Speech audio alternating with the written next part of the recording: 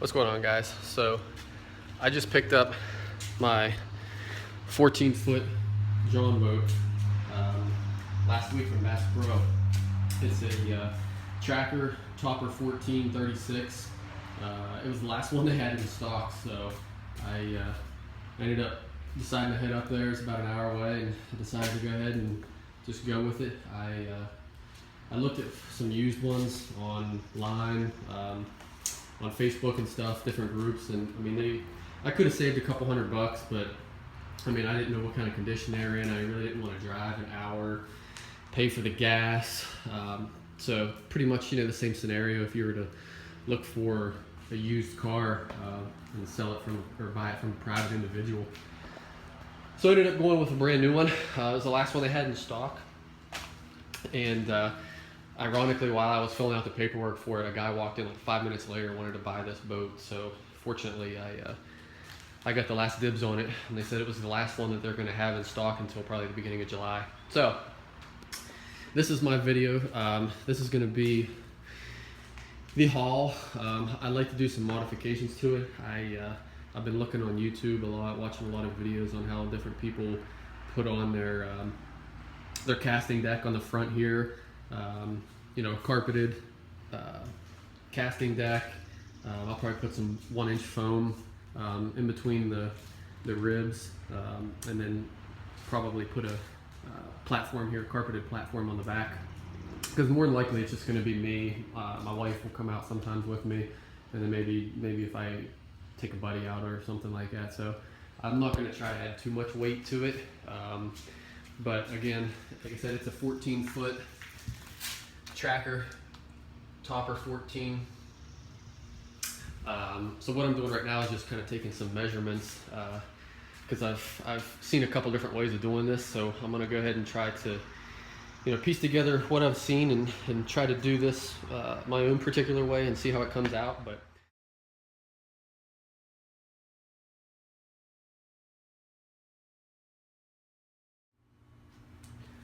all right, so we got our wood ready. So I'm gonna go ahead and throw on the water sealant on this plywood, and then flip it over and do it again. Let it dry overnight, and then tomorrow I'll work on cutting out the template for the floor in the boat.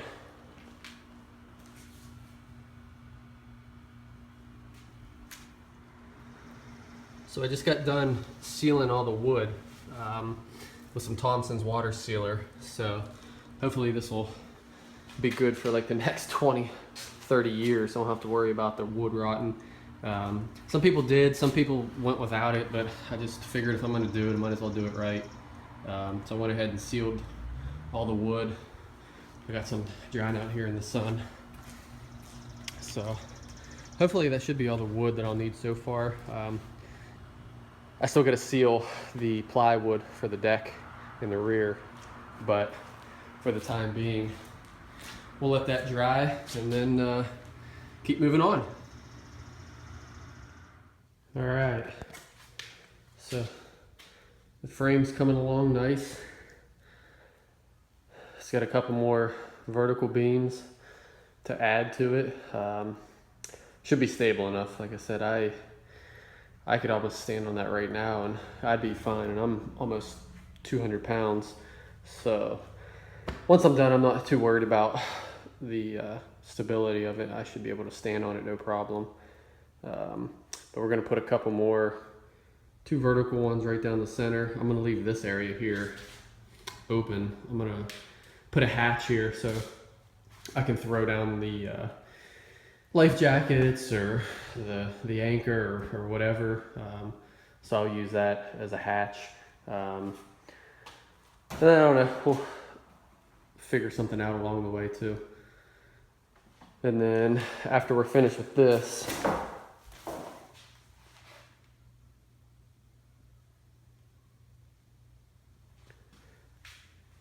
we'll start on the rear deck. We'll start on the rear of the boat. I plan on just putting a small platform here so I can lay the plywood down, make it nice and flat. I won't do too much sanding back there, so I just want something that's a flat surface that I can sit on. I'll probably put a swivel seat. I'll mount one right there, and then probably mount another one right here once I get the deck on. But so far it's coming along. So on these I just used some basic hinges. These are some 2.5 inch self-tapping screws, and then I used 1 1/4 inch wood screws for in here. Like I said, this is pretty stable. It's not going anywhere, so I'm not too worried about that. I'll get these hinged up, and we'll just keep moving right along. Stay tuned. All right, so here's the framing underneath the deck. Just finished it up. Used a couple 2x4s, a couple 2x2s. I still have 2 more vertical braces to put right underneath those 2. But after that, I'll finish it up and plan on making one of these 2 a compartment. I don't know, maybe even that one. So we'll see. And then I'll get the plywood on here. We'll trace that around the outside of the boat, and then kind of make some micro cuts as necessary. Get the plywood on, and then carpet it, and we'll start on the back. Get the carpet on. So, since the last video, I went ahead and cut it out the plywood for the deck here. Cut out the hatches. I still got a hinge a couple of the compartments, but this I might replace. I just wanted to buy something just for the time being so I could open and close it.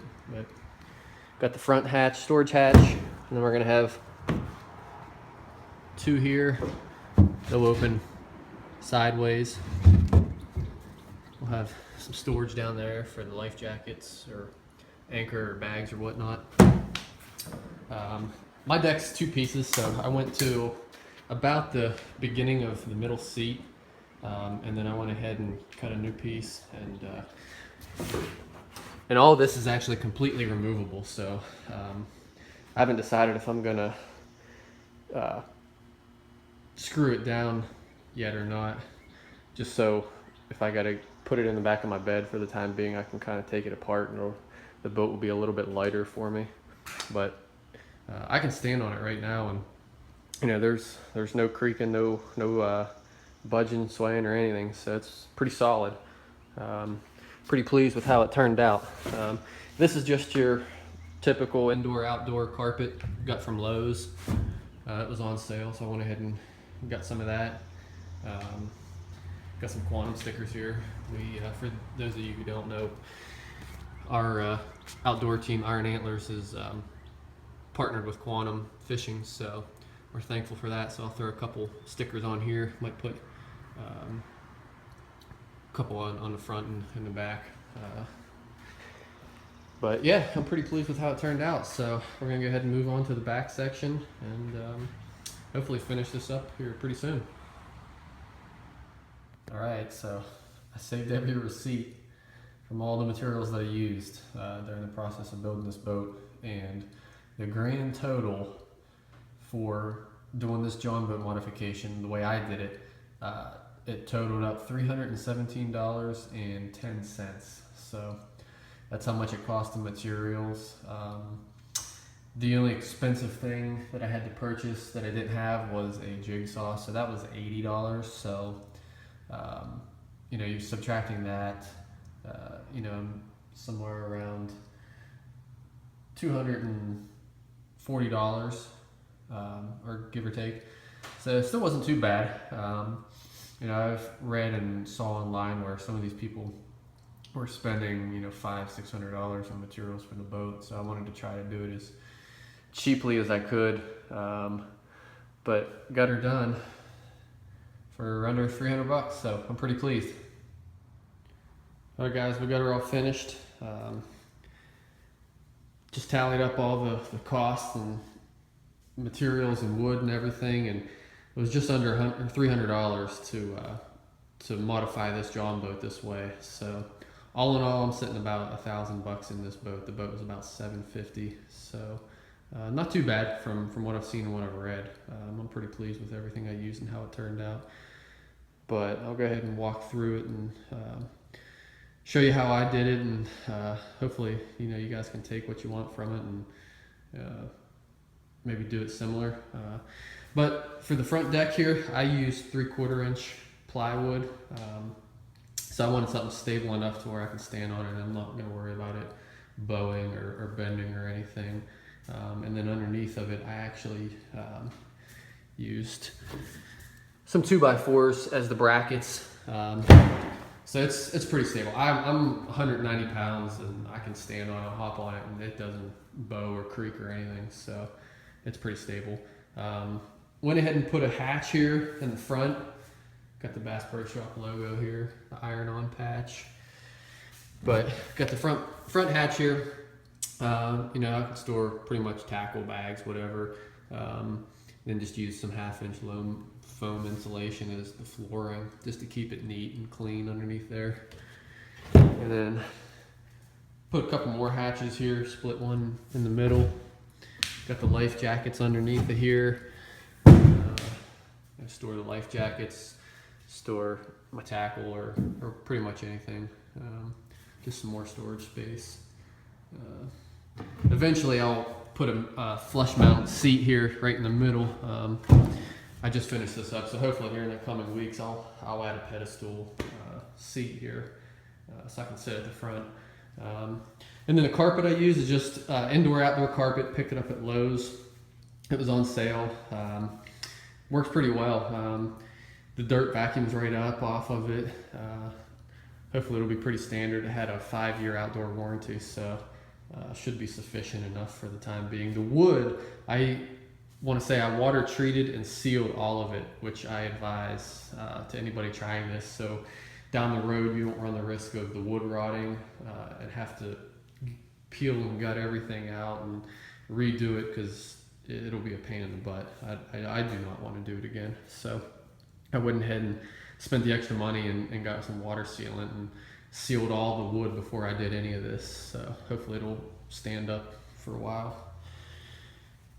And the deck, the cool thing about mine is I put it in 2 pieces, 2 parts, and everything comes off. I didn't drill screws into anything yet because I have to put it in the back of my truck bed and it can get really heavy. So this actually can slide all the way out. I can take it off to free up a little bit of weight when I load it up into the truck bed for now, and then just pop it back in before I drop it in the water. So eventually I'll go ahead and screw everything in, but it fits in there nice and snug. I'm not worried about anything. It's pretty flush. And then moving on to the middle of the boat, just used 1/4 inch plywood with the 1/2 inch Lowe's home insulation. So that way it's set up high enough and it's sturdy enough. I can stand on it. Like I said, I'm 190 pounds and it's sturdy enough for me to stand on, and I wanted to try to keep the weight to a minimum whenever I was doing all of this. So it's pretty sturdy. I'm not going to be worried about too much. And then the rear, the back portion of the boat, I used 1/4 inch plywood, and then I just used a couple 2x2s and made a bracket underneath there so it sits on there nicely, and I can walk across it. It doesn't bow or bend or anything, so it's pretty stable. And then we've got a hatch in the rear. It's tough to see here in the dark, but I didn't put the hinges on just yet. That's the last thing I'll have to do, but got the anchor here in the back for now. Eventually, when I get the trolling motor in, I ordered a Minn Kota 55-pound thrust Endura. So I'll have the battery box in there. I can store it in the back, and then the trolling motor in the rear for now.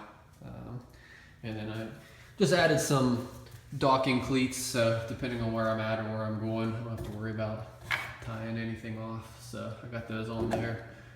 Those are pretty sturdy. But all in all, I'm pretty pleased with how everything turned out. This is how I did it, and hopefully you guys can take from it what you want. hopefully we'll get her out on the water again here soon. For now, I got the paddles and the oars. It does its job for now. Like I said, once the trolling motor comes in, it'll be a lot easier. But I'm pretty pleased with how everything turned out. Again, it's a 14-foot tracker topper, 1436. I got it from Bass Pro Shops, brand new. You know, I was kicking around about wanting to buy a new one, used one. By the time I was looking at used ones, you know, they were still pretty expensive. And then I'd have to drive, so I just figured I'd spend the extra money and get a brand new one. And like I said, with the wood and the materials and everything, I have about $1,000 tied up in mine. So not too bad. It'll do the job. You know, we get a lot of small lakes and reservoirs around here that are electric motors only, so the trolling motor will be fine.